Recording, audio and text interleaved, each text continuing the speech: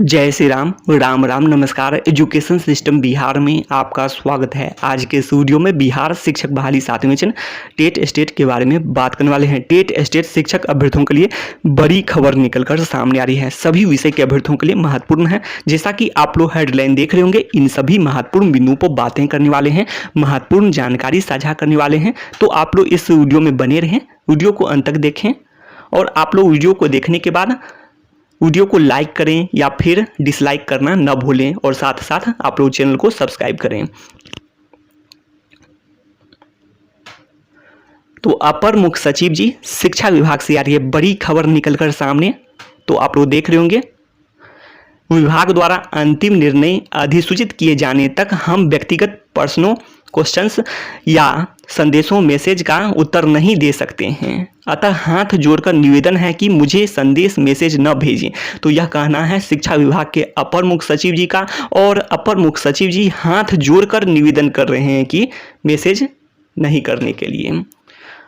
तो इससे आप लोग अंदाजा लगा सकते हैं, अनुमान लगा सकते हैं कि अभ्यर्थियों की संख्या आप लोग जानते हैं काफ़ी अधिक है। माध्यमिक उच्च माध्यमिक शिक्षक अभ्यर्थियों की संख्या जो 7वें चरण का इंतजार कर रहे हैं, स्टेट 2019 क्वालिफाइड की संख्या 80,000 के आसपास है। इसमें से आप लोग यदि बिना डॉक्यूमेंट वेरिफिकेशन का 80,000 है, फिर भी योग्य अभ्यर्थी डॉक्यूमेंट वेरिफिकेशन ये सब के बाद आप लोग मानकर चल सकते हैं जो 7वें चरण का इंतजार कर रहे हैं तो लगभग 50 से 60,000 होंगे ही। इसके अलावा आप लोग यह भी समझ सकते हैं जो प्राइमरी के शिक्षक अभ्यर्थी हैं, क्लास 1 से 8 के शिक्षक अभ्यर्थी हैं, तो लगातार मैसेज होंगे अपर मुख्य सचिव जी को।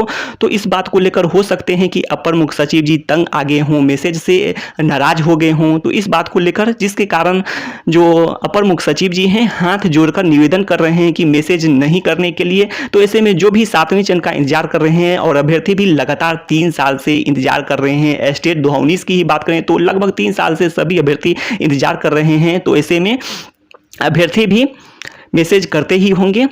तो अब मैसेज नहीं करने के लिए अपर मुख्य सचिव जी का कहना है। अब आगे देख लेते हैं।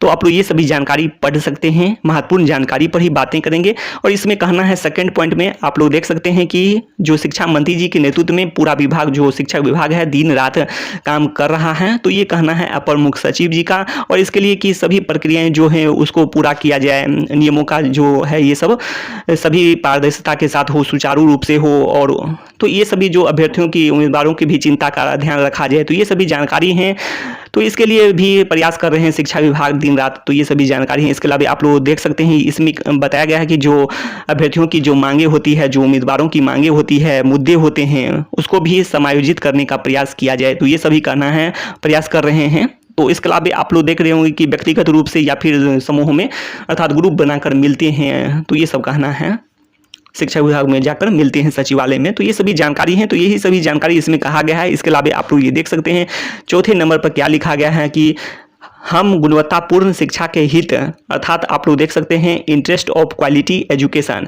गुणवत्तापूर्ण शिक्षा के हित और उपयुक्त उम्मीदवारों की रोजगार की जरूरतों, अर्थात जो रोजगार है तो रोजगार भी मिलना चाहिए कि जो आप लोग जानते हैं तो काफ़ी अभ्यर्थियों को रोजगार भी चाहिए। तो इसके लिए ये बताया गया है कि इसमें बैलेंस बना रहे हैं कि जो गुणवत्तापूर्ण शिक्षा भी मिले और साथ साथ अभ्यर्थियों को अधिक से अधिक अभ्यर्थियों को रोजगार भी मिल सके।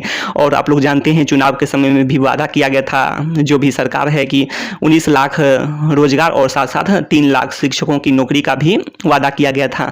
तो रोजगार भी मिले, शिक्षकों की अधिक से अधिक शिक्षकों की नौकरी भी हो जिससे गुणवत्तापूर्ण शिक्षा हो और साथ साथ तो ये सभी का ध्यान रखा जाए, इसको खोजने की कोशिश कर रहे हैं शिक्षा विभाग। तो ये सभी कहना है। अब आगे देख लेते हैं। आप लोग ये सभी जानकारी देख सकते हैं इसमें क्या लिखा गया है कि आप सभी से निवेदन है। तो आप लोग सभी जानकारी देख सकते हैं क्या बताया गया इसमें।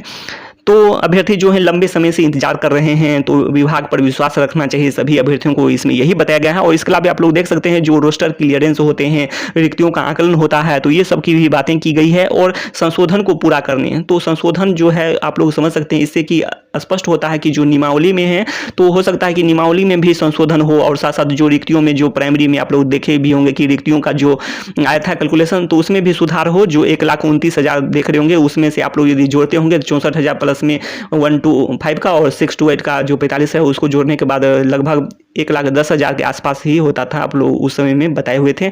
लेकिन रिक्तियों की संख्या 1,29,000 बताई गई थी, लेकिन और कुछ रिक्तियों की संख्या बढ़ सकती है। तो ये सभी जानकारी हैं। तो ऐसे में सबका संशोधन हो, सुधार हो, ये सब की बातें की गई है। इसके अलावा आप लोग देख सकते हैं रोस्टर क्लियरेंस हो, अर्थात फ्रेश रोस्टर जैसे कि जो आरक्षण परसेंटेज की बात करें जो है वो इसका पालन किया जाए। तो ये सभी जानकारी है। अब आगे देख सकते हैं आप लोग कि जो संशोधन को पूरा करने के लिए जितना आवश्यक है उससे 1 दिन भी अधिक नियमों में, अर्थात नियमों में पोर्टल तैयार करना। तो पोर्टल जो आप लोग जानते हैं कि जो 7वें चरण है केंद्रीकृत ऑनलाइन बहाली होने वाली है, 7वें चरण की बहाली केंद्रीकृत ऑनलाइन होने वाली है। तो इसके लिए पोर्टल है, उसके अलावा इसका परीक्षण का भी काम जो ट्रायल है तो ट्रायल भी लिया जाएगा। तो ये सभी जानकारी है, लिया जाएगा।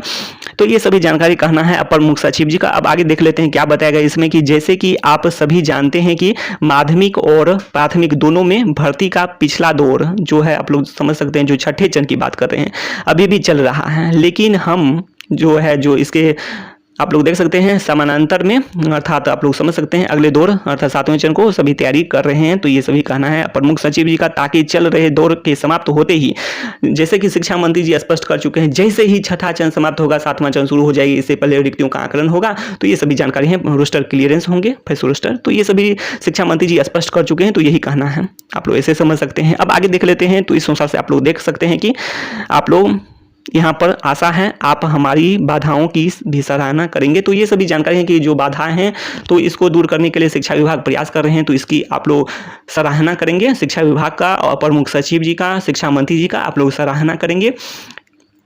तो यही सभी जानकारी हैं। तो शिक्षा से संबंधित तमाम जानकारी के लिए सब्सक्राइब करें एजुकेशन सिस्टम बिहार को। तो नियमावली में संशोधन की भी बातें हैं जो पोर्टल है इसके लिए।